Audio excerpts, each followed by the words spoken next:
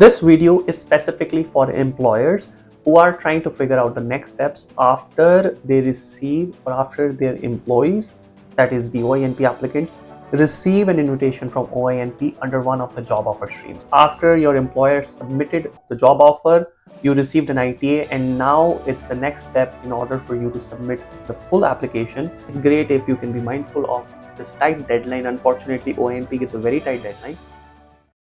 After an OINP invitation, you have 14 days to submit a complete application. Well, this deadline has been extended to 17 days, but overall, you have around 2 week time to prepare your application. With the updates to the OINP Employer Portal process and the job offer process, a lot of employers are confused with regards to what to do after their employees receive an invitation from OINP. This video is specifically for employers who are trying to figure out the next steps after they receive or after their employees, that is the OINP applicants, receive an invitation from OINP under one of the job offer stream. If you are an applicant, you are an employee, your employer is helping you with the OINP, they are supporting you, but they don't know how to proceed after the invite, or they need little assistance, you can feel free to share this video with them.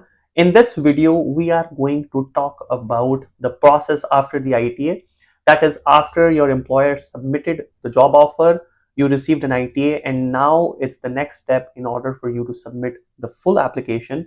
The employer needs to validate the job offer. We're going to talk about what that entails, what questions you need to answer, and how to go about it. So stay tuned until the end of this video. Welcome back to the channel, guys. My name is Dhruv. I'm a regulated Canadian immigration consultant. At our firm Efficient, we assist all potential applicants, immigrants, and employers with immigration to Canada. If you are an aspirant, you need assistance, here is our contact information.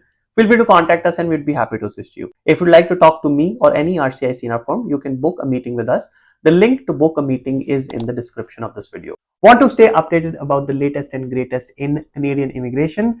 Don't forget to subscribe to our weekly newsletter, guys. The link to subscribe to the newsletter is in the description.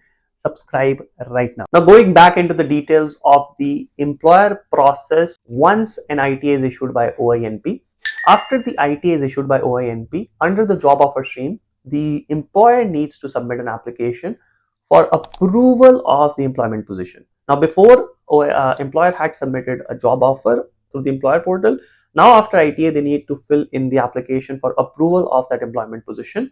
It's the same as the previous employer form that used to exist, but now it's just that you need to do it online and you do it after the ITA is received by the employee or by the applicant in this case. Here on the screen, you can see the OINP's official page on how to use the employer portal under the Ontario Immigrant Nominee Program. Now, guys, if you have received an ITA and if you are an employer watching this, you have already done until step number 6. Now, the next step is step number 7, and this step is an application for approval of the employment position. Now, after your candidate, your employee receives an ITA, this step needs to be done within 14 days after the invitation to apply is issued. If you do not do this within 14 days, the application will be withdrawn, your job offer will be cancelled, it would be withdrawn, and you would have to create a new job offer for future invitations. So if you don't do it within this timeline, your employee will lose the ITA and you will have to go over again. You'll have to do everything again from the start. Now, essentially, after you have received an ITA, you can access the job offer and the application dashboard, and you can select edit to start the process of submitting the job offer. Once you have clicked the edit button for that particular job offer, now you will have certain fields that you need to complete. The first field is the employer information. Now, you had already filled this information. Again, all of this resembles the employer form that used to exist before. You have already submitted the employer information as a part of your account creation as well as part of the job offer that you submitted. So this information is pre-populated based on the information that you provided when you registered your account.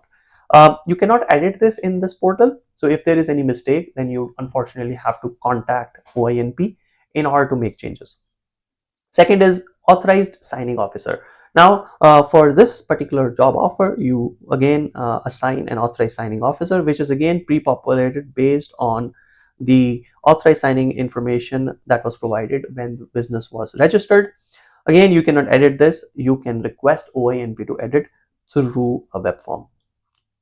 Third is employer contact. Now guys, this is again pre-populated based on the contact that was selected in the job offer.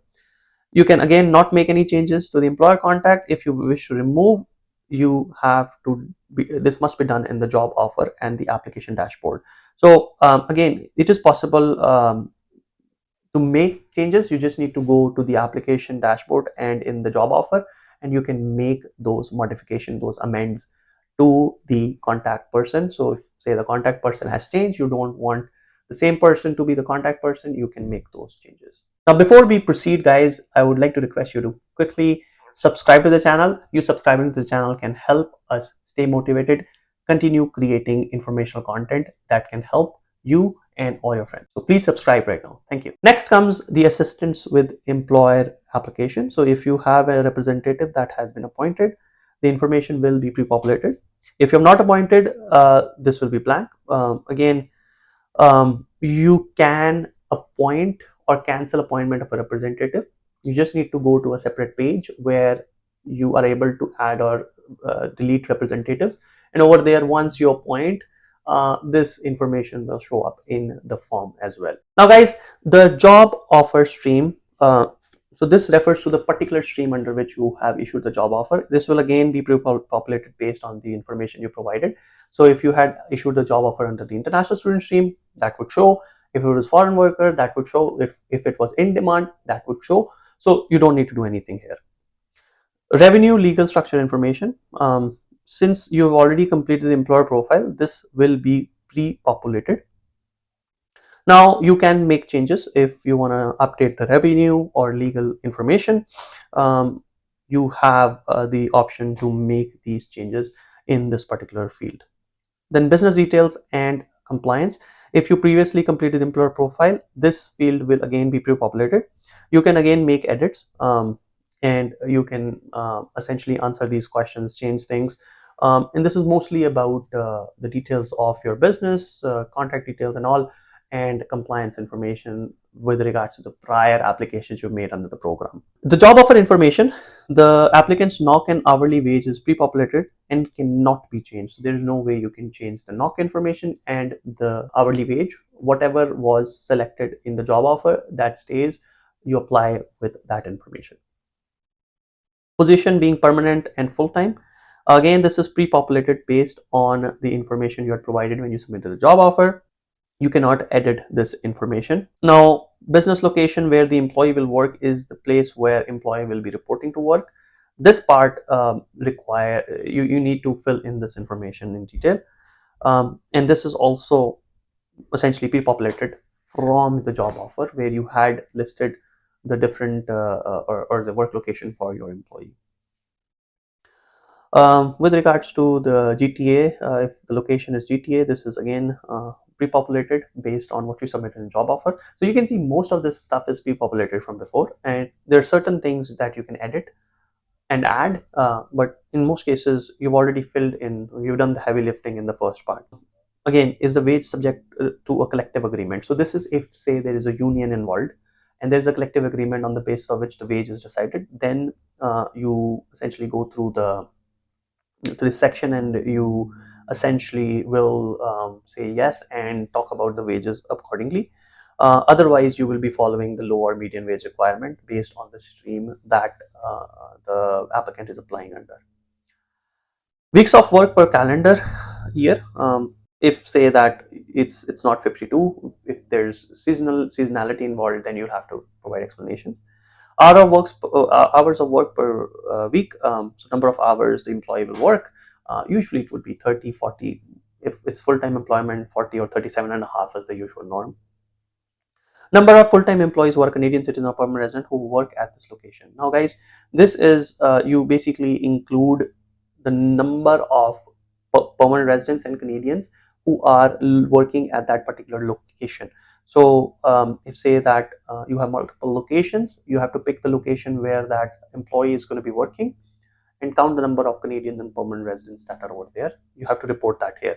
Now, it's important that this is one of the eligibility requirements for you to be eligible, or the employee to be eligible. So if you are outside GTA, you need to have at least 3 Canadians or PR working in that location, and if you are inside GTA, you have to have 5. So just make sure that you understand that, because if you don't meet this requirement, most likely the application won't go through. Then, talking about if the employee is currently working for the business, you answer the questions about the start date, hourly wage, work hours, and weeks of work per year. Main duties, all the duties that the employee will perform. This is very similar to what you put on their employment reference letter. Then this is about why the position is necessary for your business. So depending on whatever job you're doing, or whatever NOC code it is, you explain why having that foreign worker is necessary for the business at that particular time. Straightforward.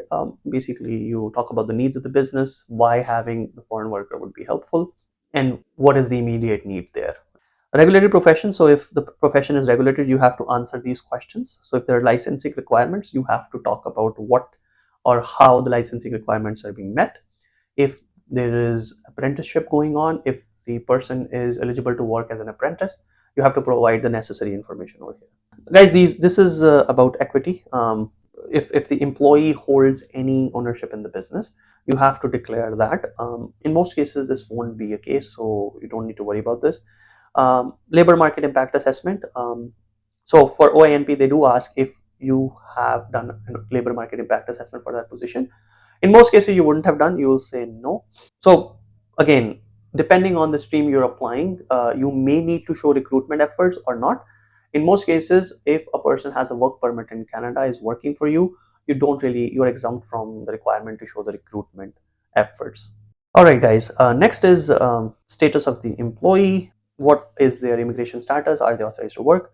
And recruitment summary, if applicable. Again, here you have to showcase, in certain cases, in most cases, if the applicant is applying under the international student stream or they have a work permit in Canada, the recruitment summary is not required. But if it is but if it applies, you do need to showcase that how many ads were posted, number of weeks they were running, then what kind of advertisement was posted, and why were you not able to find any local folk or local person to do this job. That's about it, guys. Usually once you finish this, there shouldn't be any specific documents that they ask. They may ask for documents later on, but usually it's very rare they ask employers for documents unless they find the need to. And that's about it. Once you have completed this, and if you have a representative, then the representative will do the declaration. Otherwise, the employer's signing officer will do the declaration, and you can make the submission of the job offer. So overall, guys, this is the entire process for submitting the application for approval of an employment position. It's important that you do it within the stated time frame of 14 days. Ideally, do it in the first few days after the invitation is issued, so that the worker, your employee, has enough time to prepare everything and submit their own application. They have 17 days to do that. So it's great if you can be mindful of this tight deadline. Unfortunately, OINP gives a very tight deadline, and hence it's really appreciated by the employees, the applicants, if the employer can assess and complete these steps as soon as possible so they can complete their application in a timely manner. Want to make your immigration journey easy and smooth? Want to improve your chances of getting permanent residence in Canada? Go today and sign up for our immigration partner app. app.efficient.ca. Go sign up for an account. You can put your basic information and you can get amazing suggestions with regards to how you can improve your scores. You can obtain document templates, you can obtain photo editing tools, and you can obtain general information about Canadian immigration and much more to come with regards to PNP eligibilities, knock code reviews, etc. etc. So pause right here, go to app.efficient.ca, sign up for the application. That's it for this video. I hope in summary you gained what you need to do after you apply or after you receive the invitation to apply as an employer. It's not rocket science, it's not hard. You just need to go online, fill in all this information, and it's actually easier than before. Before you had to fill in paper forms. Now you do it online, you fill it and you hit the submit button, and that's about it. Just make sure you do it correctly, follow the instructions. And if you need any assistance, you can always get in touch with us. Here is our contact information. That's it for this video, guys. If you like the video and if you found the content helpful, please hit the like button, subscribe to our channel, and hit the bell icon so you are notified about any new video that we upload. Thanks a lot for tuning in, guys, and I'll see you in the next video.